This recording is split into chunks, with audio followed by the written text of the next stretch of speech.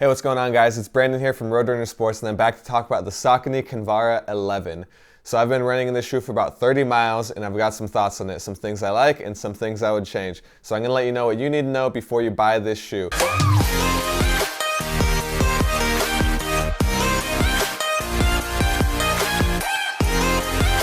couple of things before we start. The shoe has a 4mm drop. A size 9 comes in at 7.8 ounces, and the price is $109. So to me, this is a steal of a shoe at that price point. Let's get into it. Starting with the upper, we have the FORMFIT upper, which it wraps around your foot pretty well, and I wouldn't say is super forgiving. So when you buy this shoe and you lace it up, make sure that you buy it true to size, because it's not gonna have a ton of give, but it will fit your foot just right if you get in the right size. For me, I run in the size 12, and I also got a size 12 in this. So that is no problem. I would say go true to size in this and you should not have any issues.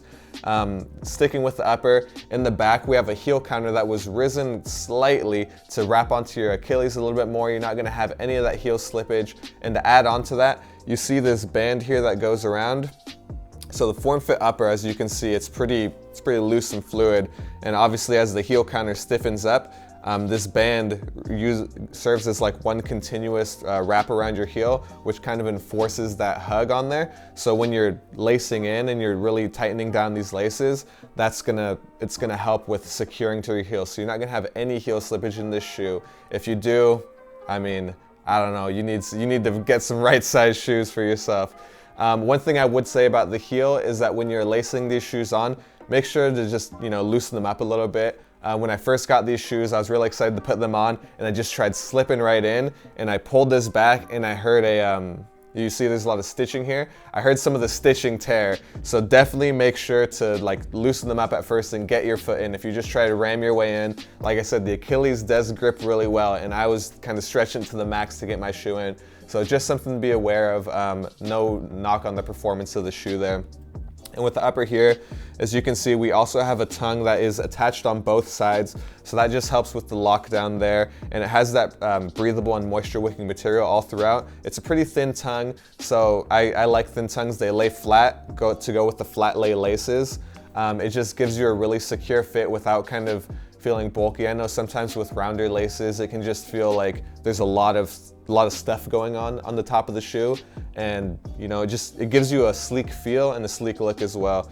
And moving on to the midsole, we have the PWRRUN midsole, which I think is fantastic. It's super responsive, and it's not like the most cushioned shoe. So if you have the Freedom 3 or maybe the Triumph 17, other shoes in the Saucony line, if you didn't know, you're gonna have the PWRRUN Plus, which is extremely cushioned. That's like level 5, like you're going on clouds, and it is great for recovery days, rest days, just long miles. This shoe, it's a little bit quicker. It comes in at 7.8 ounces. The foam is a little bit firmer than the PWRRUN Plus. It's the PWRRUN, and it's gonna be a lot more responsive. This is the type of shoe that is your daily trainer for, you're getting after it. You're going pretty hard.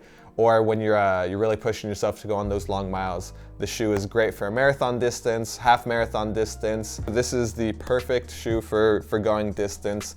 I would say in the Saucony lineup, this is definitely one. Before you get into the super fast pro racing shoes, this is like the perfect average marathon shoe that I would recommend most people get. Moving on to the outsole, we just got more PWRRUN down here. We've got a little bit of rubber in the forefoot and in the heel, and as you can see, they really just have that stripped away. I've got a ton of miles in the shoe. I'm gonna hold it up here, and you can see there's not a ton of wear on the foam, and that's because when you're really striking and going faster, you're gonna be trying to be in these zones anyways. And at the end of the day, this shoe I probably wouldn't wear out in the rain. It's raining right now. I would not wear this shoe today. But on a sunny day, this shoe, it's just like any other shoe. There's no grip, there's no slip.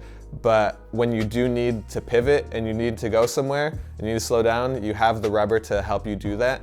So I would say this shoe is a great all-around shoe, highly recommended.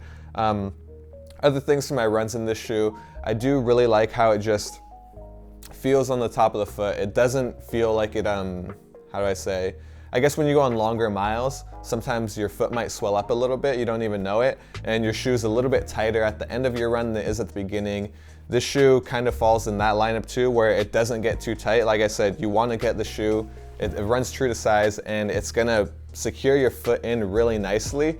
And it has that little bit of give where you're not gonna feel that swelling. So just make sure don't tie these down too tight, because like I said, when you're lacing down, you're gonna get a little bit of that secureness in the heel as well. So just don't lace these up too tight, because they're gonna fit your foot really well, just kind of the way it is. All right guys, one last thing I forgot to mention on this shoe that I would be remiss if I didn't say. It didn't make a huge difference in my running experience, but it's definitely something that's on this shoe and you should know about it. So here in the medial post, we have a little bit firmer rubber. As you can see, my assistant pointed it out for me. And it is a little bit firmer, so you're gonna have that tad bit of stability. It's just enough to where you might feel it, but if you don't even thinking about it, if you're not thinking about it, you're probably not gonna feel it. That was my case. It didn't make a huge difference in my performance, but it's definitely something to know that if you do want it on there, it is there. So as always, if you are a Roadrunner Sports VIP member, you have 90 days to try these shoes out. So if you order online from us, you also get free shipping. So wear them, love them, go out in the rain, go out in the snow if it's snowing where you're at, wherever you're at, toughen them up. If they don't work out for you, send them back to us and we'll get you the right shoe that'll fit your needs. All right guys, as always, my name is Brandon. This is the Saucony Kinvara 11. And I will see you out on the roads 6 feet away. See ya.